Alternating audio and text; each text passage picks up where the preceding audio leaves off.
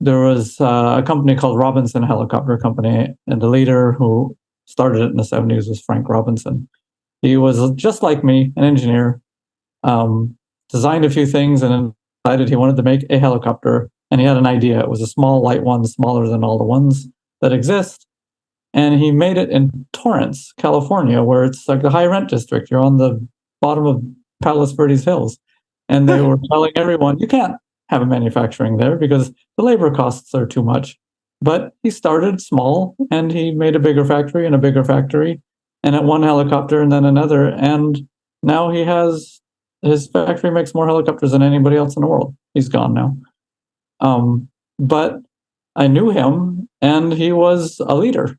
He was, he got more and more rich, and then suddenly he was dealing with city councils, and then he was dealing with lawyers, and he was dealing with, eventually George Bush and Arnold Schwarzenegger came to his factory, and there I was standing behind some hay bales shaking hands with George Bush because I knew Frank Robinson, and that guy just made it happen. And if you look at his son, he's competently taking over the reins and running the company, but he's not his dad. He doesn't have that. The company is in stasis. They're making what he developed, and there's no progress to speak of. No new helicopters, no new ideas. He's a fully competent man, but he's not that leader. Yeah. So it's interesting to see what one person. I mean, the things, so much stuff he did in such a short time.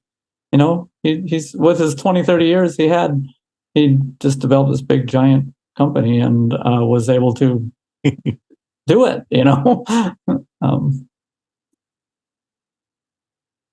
Yeah, those are leaders. Yeah. Right? I bet he wasn't childish. No, he didn't like children either. He had a purpose. Get out there, sweep the porch. And competence. Get on around doing nothing. Competence and maturity. Yeah. And certainty and surety. Yeah.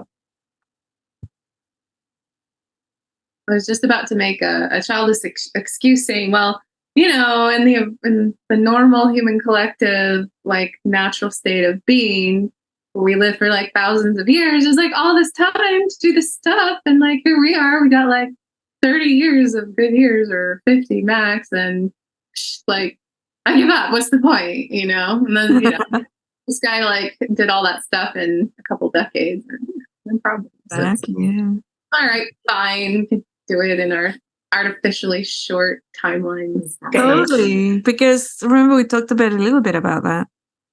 Because you may only have complete and absolute memory of the last 30 or 50 years or however old you are. But most of the people I've met here on this timeline, on this planet, they've been incarnating here for thousands, if not millions of years. And you do have actually access to that experience. And you can have as much access to that experience as you choose. And obviously you're choosing, right? So even if you don't have access to that experience, like at a conscious level, you can pull into it, pull it in other ways.